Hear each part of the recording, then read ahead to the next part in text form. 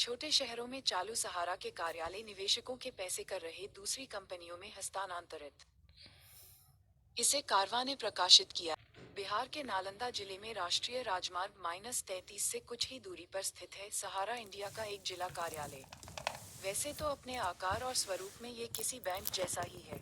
1500-2000 वर्ग फीट का क्षेत्रफल, लंबी लंबी डेस्कें और कुर्सियां, कोने में बने शीशे के कैबिन और ग्राहकों के खड़े होने के लिए बड़ा सा लॉबी एरिया। हालांकि यह अब सिर्फ समय में जम चुके किसी परित्यक्त भवन जैसा दिखता है। यहाँ सिर्फ दो कर्मचारी काम करते हैं। एक निवेश एजेंट CS प्रसाद, जो दरवाजे से सटी कुर्सी पर एक डेस्क के पीछे बैठे होते हैं, और दूसरे इस कार्यालय के मैनेजर, जो सूट और टाई पहनते हैं और कोने पर बने एक कैबिन में कुर्सी पर बैठते हैं। मैनेजर को लोग तिवारी जी के नाम से जानते हैं। बाकी की मेज और कुर्सियां खाली पड़ी रहती हैं, जबकि एक बड़े कमरे में बोरियों में भर भर के कागज और फाइल्स रखी हैं। इस कार्यालय के सामने ही, उसी माले पर, इतना ही बड़ा कंपनी का एक और ऑफिस है जिसमें प्रशासनिक काम होते हैं। वहां भी इक्के दुक्के कर्मचारी ही थे, जबकि बाकी की कुर्सियां और मेज खाली थीं। 27 तारीख की दोपहर जब मैं वहां पहुंचा तो निवेश एजेंट प्रसाद के सामने एक अधेड़ उम्र की महिला बैठी थी। उसका नाम निर्मला देवी था।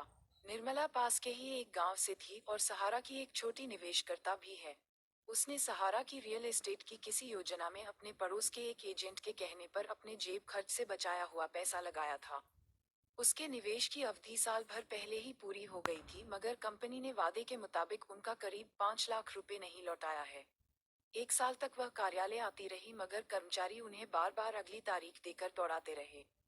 पिछली बार प्रसाद ने निर्मला को अपने निवेश को सहारा की ही एक सहकारी समिति की योजना में हस्तांतरण करने की सलाह दी थी, और 3 साल बाद पैसे दोगुने होने का लालच भी दिया।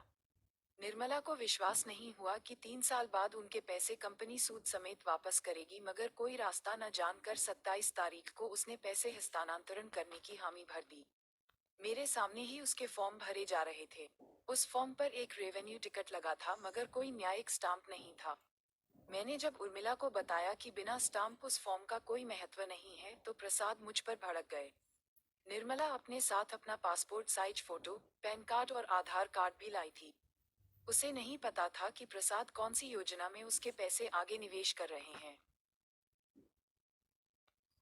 अभी यह मामला निपटा भी नहीं था कि कुछ ही दूरी पर कैबिन में मैनेजर तिवारी के सामने बैठा एक हट्टा कट्टा, अधेड़ उम्र का आदमी प्रसाद पर बिफर पड़ा। वसीम अपने निवेश प्रतिभूति के पूरा होने पर 15 लाख रुपए मांगने आए थे। निर्मला की तरह वसीम की योजना की अवधि भी महीनों पहले पूरी हो गई थी। वसीम तेज आवाज में तिवारी को भला बुरा कह रहे थे। उनका कहना था कि वह हमेशा की तरह आज भी कंपनी से अपने पैसे मांगने आए हैं, मगर मैनेजर उन्हें सुनने की बजाय उन पर हंसने लगा। वसीम को अपने पैसे के लिए लड़ता देख एक बूढ़े निवेशकर्ता, अशोक कुमार, को भी हिम्मत आ गई। वसीम की तरफदारी में वह भी मैनेजर की मेज के सामने खड़े हो गए। अशोक पास के किसी दुकान में काम करते हैं। उनके जीवन की जमा पूंजी, कुछ 7 लाख रुपए, भी कंपनी खा गई। मैंने सहारा के नालंदा जिले के कार्यालय में करीब 2 घंटा बिताए। इस बीच कई छोटे निवेशकर्ता आए। कुछ ने मिन्नतें की, कुछ गुस्सा हुए, कुछ चुपचाप रहे, तो कुछ प्रसाद के बहकावे में आकर अपना निवेश हस्तांतरण करवा कर लौट गए।